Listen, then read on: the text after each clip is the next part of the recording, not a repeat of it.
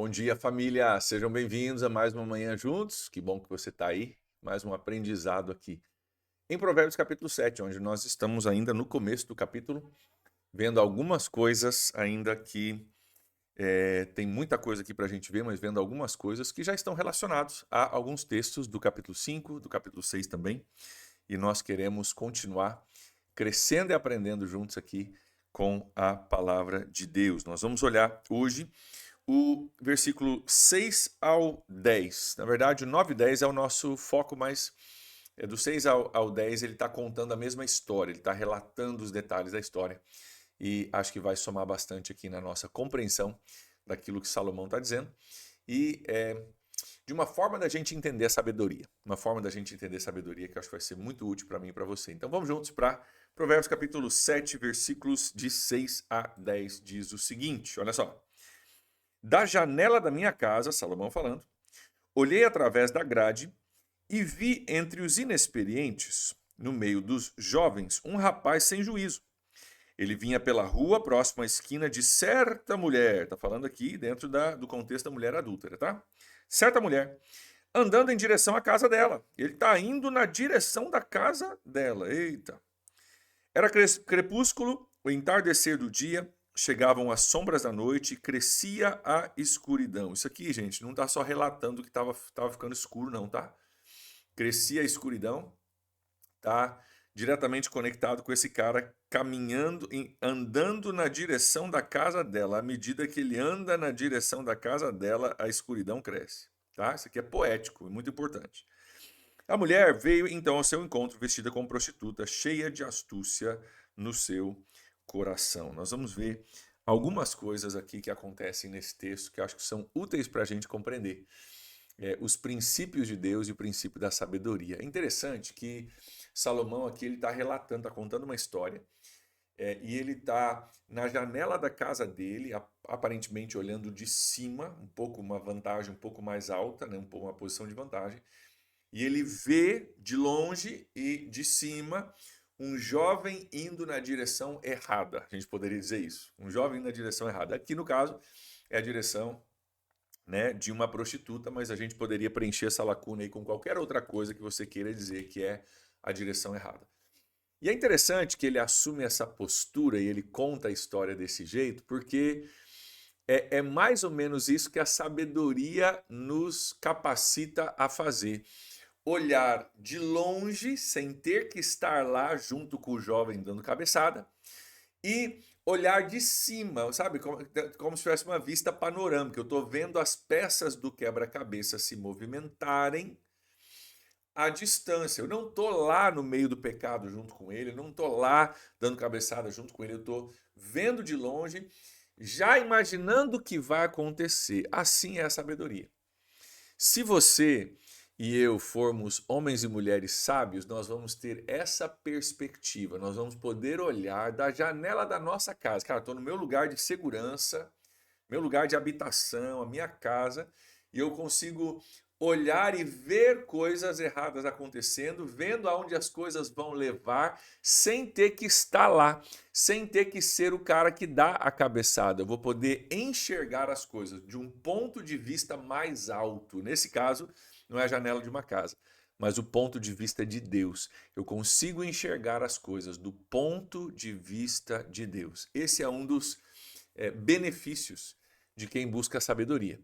Ver de um ponto de vista mais alto e, em segundo lugar, pode ver uma coisa acontecer sem ter que estar lá participando, ou pior, aquele que está caindo, né, na armadilha como esse jovem vai cair. Mas é interessante também que diz o seguinte, olha só.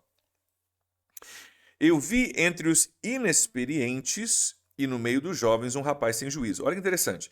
Duas vezes ele fala sobre juventude aqui. Então, no meio dos jovens, um rapaz. Aqui também remete, né, a essa questão de ser uma pessoa jovem ainda, que não tem muita idade, não tem o tempo de vida para ter determinadas experiências e aprendizados, uma pessoa ainda nova na sua caminhada, uma pessoa que não tem a carga de experiência que os anos trazem, ok? Então, tem um fator juventude, Mas tem um outro fator que é mais importante, talvez, do que até mesmo a juventude, que é esse aqui, ó. Vi entre os inexperientes. Queridos, o inexperiente aqui não é uma pessoa que aprendeu e decidiu desobedecer. Não. O inexperiente aqui é uma pessoa que ainda não foi ensinado. Ele é inexperiente porque ele não sabe, ele não buscou saber. Ele é inexperiente porque a informação está disponível para ele, os princípios estão disponíveis para ele, o caráter, né, a informação para ele formar o caráter está disponível para ele, mas ele não ainda foi ensinado, ele não ainda buscou compreender. Então ele é inexperiente porque literalmente não buscou sabedoria. Então ele é jovem, cara, você pode ser jovem, mas ter buscado sabedoria e refletir sabedoria na sua vida através de exemplos e de leitura e de mentorias e discipulado. Você pode aprender muita coisa em pouco tempo se você estiver buscando. Ao mesmo tempo, você pode ser velho de idade e ainda não ter sabedoria, né? Porque ficar mais velho é compulsório, mas ficar mais sábio é uma decisão. E eu espero que você esteja aqui porque você está buscando, querendo, decidindo se tornar cada vez mais sábio. Ele vê uma pessoa inexperiente. E essa palavra inexperiente, ela tem algumas conotações aqui. Além de ser uma pessoa que não buscou informação ainda, também é uma pessoa que está muito aberta para informações, mas não tem capacidade de filtrar aquilo que é útil e aquilo que não é. Uma pessoa que a gente chamaria hoje de muito inocente, né? Muito inocente, até uma, né? A inocência pode ser uma coisa boa, mas pode ser também uma coisa ruim, pode passar do ponto de você não perceber problemas porque você é muito inocente, você é muito inexperiente, você é muito jovem, não consegue enxergar aquilo que talvez alguém mais velho, alguém mais sábio enxerga e fala, cara, olha o problema se montando. Exatamente o que está acontecendo aqui. Salomão, mais velho, mais sábio, olhando da janela falando, ih, já estou vendo. Ele já vê o cara, já vê no comportamento do cara. Antes de ele chegar perto da casa da prostituta, ele já vê no comportamento do cara, jovem e inexperiente. Inexperiente não somente porque não buscou a informação, mas inexperiente porque está muito suscetível a cair, suscetível a ser levado por coisas que né, alguém com mais experiência o ajudaria. Por isso, gente, uma pausa aqui rapidinho. Por isso você precisa estar num pequeno grupo, você precisa estar sendo discipulado, sabe? Porque ninguém nasce sabendo tudo. E Deus, ele nos deu irmãos e irmãs mais velhos, mais maduros e mais sábios na fé, para nos ajudar, sabe? Para nos fortalecer, para a gente poder buscar nesses irmãos e nessas irmãs a sabedoria que às vezes a gente não tem ainda. Não tem porque não tivemos tempo ainda, experiência com isso, mas a gente pode aprender com a experiência dos outros. Devemos aprender com a experiência dos outros. Então, você precisa estar num pequeno grupo. Por quê? Porque é lá que você vai compartilhar a sua luta, a sua dor, o que está passando, a decisão que você está tomando, o emprego que você vai pegar, a empresa que você vai abrir, a ideia que você está tendo, e outras pessoas vão poder dizer, olha, legal, isso aqui, você pensou nisso, já refletiu sobre isso, como é que vai ser isso aqui, né? E Provérbios 16, 9, se não me engano, vai dizer, na multidão dos conselheiros há sabedoria. Na multidão dos conselheiros há sabedoria. Quanto mais gente sábia, né, ao seu redor, melhor é a sua decisão. Né? Me fez lembrar aqui da diretoria da PIB. Né? Então, eu sou pastor da PIB, mas tem uma diretoria. Somos em 5 na diretoria. E na multidão daqueles conselheiros ali, a gente chega numa sabedoria muito maior do que eu chegaria sozinho. Tem outras pessoas com outras perspectivas, outras mentalidades me ajudando a tomar decisões acertadas. Então precisamos um do outro. Ele estava ali, versículo 7, inexperiente e jovem, e sem juízo. Ele vinha pela rua, a princípio ele só vinha pela rua, aí olha como vai aproximando. Vinha pela rua, próximo à esquina de certa mulher, andando na direção da casa dela. Então olha só como a coisa vai crescendo aqui, né? E eu já dei esse exemplo já, mas vale repetir aqui, daquela pessoa, né, que estava de dieta tentando cortar o doce. Ela fala assim, eu não vou no mercado, eu só vou dar uma volta de carro. Aí ela entra no carro, vai para a rua, fala: não vou, eu não vou comprar doce, só vou no mercado ver alguma coisa. Ela diz: não, eu não vou comprar o doce, eu só vou passar no corredor ali onde tem, né, onde tem os doces ali para ver se tem alguma coisa nova. Ela diz: não, eu não vou comer o doce, só vou comprar e levar para casa para outro dia, né? E quando você vê, você já sabe, né? Ela volta do mercado com o doce, come aquilo tudo sentado no sofá, né?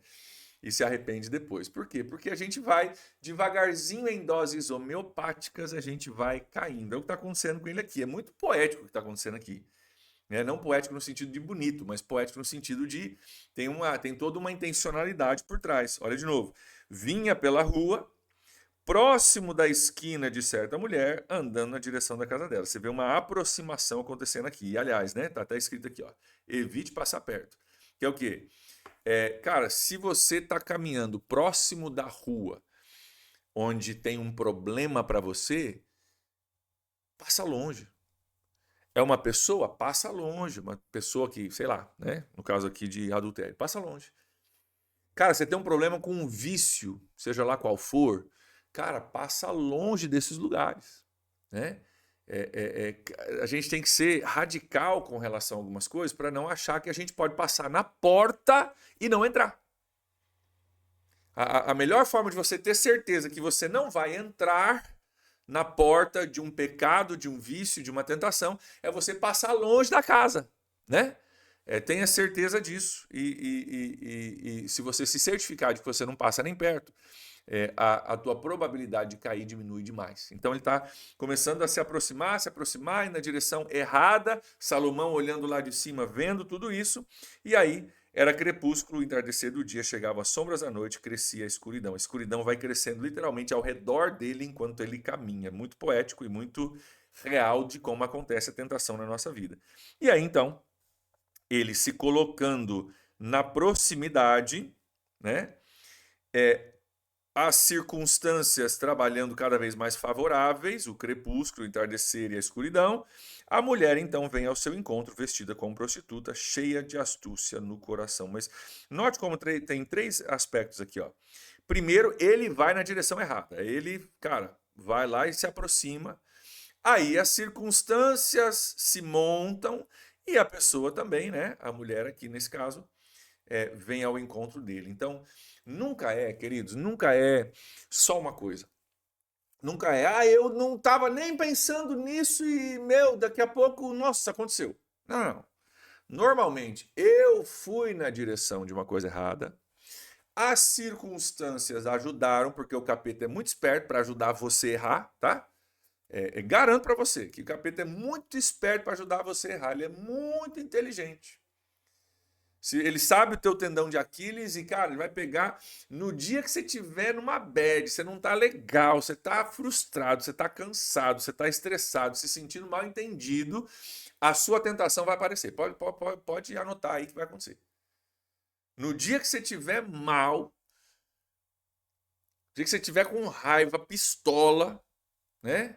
Querendo jogar tudo para cima, vai aparecer o bonitão, vai aparecer a bonitona, vai aparecer a garrafa, vai aparecer um amigo antigo te chamando para uma festinha aí que você sabe para onde leva. Garanto para você. Então, tem uma movimentação dele na direção errada, tem umas circunstâncias armadas pelo inimigo, né? Já vai escurecendo, as coisas se tornam menos visíveis, vou fazer aqui no escuro que ninguém vai ver. E aí a mulher então vem vestida ao seu encontro, vestida como prostituta, agora escancarou, né? Vestida como prostituta, cheia de astúcia no coração. E nós vamos ver na continuação aqui do texto, nos próximos dias, um pouco mais do que acontece ainda dentro dessa mesma história. Mas cabe para nós aqui esse lembrete de o que a gente poderia resumir que esses versículos estão falando é que existe uma progressão. Existe um caminhar pela rua que leva para uma determinada esquina, que leva para uma determinada casa, e aí eventualmente as circunstâncias né, somam nisso porque o inimigo é especialista nisso, e quando a gente vê, a gente caiu, mas não é quando a gente vê, aqui a gente precisa ser ensinado a ver como Salomão está vendo. Salomão está lá na casa dele, lá na janela da casa dele, falando, cara, isso aí vai dar ruim. Eu já sei onde isso aí vai dar, vai dar ruim. Ele está acompanhando a progressão da segurança da casa dele, do ponto de vista elevado dele. Queridos, eu e você somos chamados a termos esse ponto de vista elevado e a enxergarmos a partir de uma segurança, a segurança que tem nos princípios da palavra de Deus, segurança que tem na palavra de Deus, na sabedoria de Deus, para que você possa observar algumas coisas e já saber o que vai dar, sem você ter que estar lá, sem você ter que estar quebrando cabeça, sem você ter que estar envolvido com isso. Esse é o meu e o seu alvo nesse estudo, nesse ano de sabedoria. É você poder começar a enxergar as coisas diferentes por causa do ponto de vista bíblico e divino que nós estamos aprendendo aqui.